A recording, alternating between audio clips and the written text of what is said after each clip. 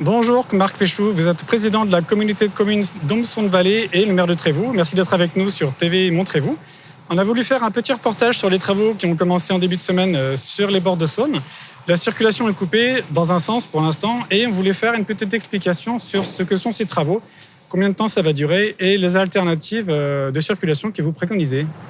Bonjour à toutes et à tous. Oui, effectivement, ce chantier important a commencé hier. Peut-être le resituer dans son contexte. On parle ici de l'aménagement de la véloroute 50 qui va aller du Luxembourg jusqu'à Lyon pour après se connecter à la Virona et descendre jusqu'à la Méditerranée. Voilà, donc c'est un projet qui aujourd'hui est piloté par la communauté de communes et la commune de Trévoux. Et c'est un projet qui a commencé en 2015 et aujourd'hui, voilà, il faut 6 ans pour arriver aux premiers travaux. Et aujourd'hui, les travaux qui concernent Trévoux, c'est l'aménagement d'une estacade. Donc, qu'est-ce qu'une estacade ? C'est un ouvrage qui va être réalisé en dessus de la Saône, là, comme on le voit au-dessus du Perret, sur des pilotis. Et on aura 4 mètres de large de voie cyclable et 2,50 m de voie piétonne, avec une assise bois tout le long, de manière à pouvoir aussi profiter au niveau touristique, pouvoir s'arrêter en bord de Saône. La piste piétonne sera en caillebotis. D'accord. De manière à pouvoir voir la Saône à travers. Et la rambarde sera, elle, en bois, mais également équipée d'un filet, de manière à pouvoir aussi regarder la Saône à travers. Donc, ce qui permettra de garder vraiment une bonne visibilité. Aujourd'hui, voilà, c'est un chantier qui va durer 10 mois, 8 à 10 mois, et qui effectivement a nécessité de mettre en place des mesures de déviation assez contraignantes. On le sait, hein, on a essayé de faire au mieux. Typiquement, le long de l'RD 933, on avait programmé un alternat, mais qui était beaucoup plus pénalisant pour la circulation. Donc aujourd'hui, vous l'avez vu, on a un sens unique qui va d'ouest en est. Et les déviations se réalisent sur plusieurs axes. Une partie qui va sur le Rhône, en passant par Quincieux, Ambérieu-d'Azec pour rejoindre Villefranche. Et une partie de déviation qui va aller sur le plateau de Rérieux, Sainte-Euphémie, Saint-Didier-de-Formans, Saint-Bernard pour rejoindre Jassan. On voit beaucoup de gens passer par le centre, par la Grande Rue. Oui. C'était ce qui est préconisé ou c'est...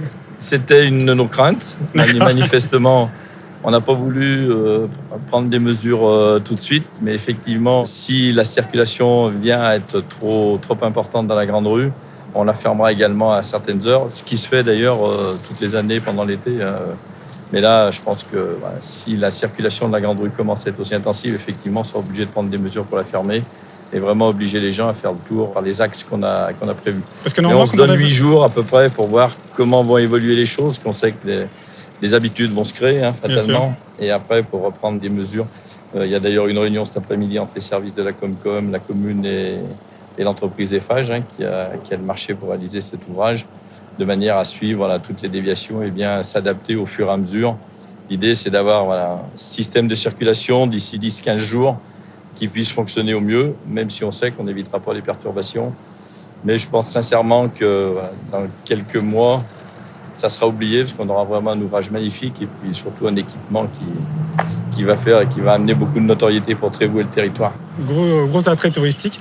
Juste pour la circulation, en fait, les gens qui passent pour l'instant par le centre, en fait, il faudrait qu'ils passent par où ? Peut-être ils savent pas. Après, il y a plusieurs axes. Si c'est des véhicules particuliers, c'est où le chemin d'Arras, où effectivement, si les gens voient à Jassan, ils ont intérêt à passer par Sainte-Euphémie, Saint-Didier, Saint-Bernard. C'est les axes les plus pratiques. Mais bon, il faut vraiment que les habitudes se créent parce que effectivement, la Grande Rue, ça ne pourra pas être un axe de déviation. C'est pas prévu pour. Voilà. Peut-être un mot sur le budget ? Oui, effectivement, c'est quelque chose d'important. L'estacade en elle-même, c'est un budget de 3,5 millions d'euros hors taxe. Mais c'est un ouvrage qui a été très largement subventionné. On a eu un financement de l'État dans le cadre d'un appel à projet du ministère de la Transition énergétique. Donc on a eu 1 300 000 euros de subvention.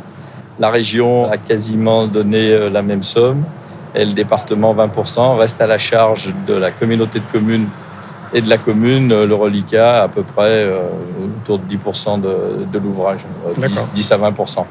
Voilà, donc c'est vraiment un ouvrage qui a été très bien subventionné. Et puis dans une deuxième phase, en 2022, on va également aménager tout le reste de l'itinéraire sur notre territoire, entre Farin et Massieux. Donc on est en train aujourd'hui de visiter des sites pour choisir le revêtement. Et l'ensemble de l'itinéraire sur le territoire de la communauté de communes sera aménagé fin 2022, on va dire début 2023 ou plus tard. Et il restera encore des portions à mettre pour relier le tout en vélo ? Après, on travaille avec toutes les communautés de communes et les régions sur ce projet. Au-dessus de Mâcon, tout est quasiment déjà réalisé. Et sur notre territoire, la communauté de communes Val-de-Saône Centre a également des travaux de prévus et la communauté de communes de Pont-de-Vel en a également de prévus. Donc je pense que chacun va avancer à son rythme parce qu'on est quand même sur des gros budgets, vous le voyez.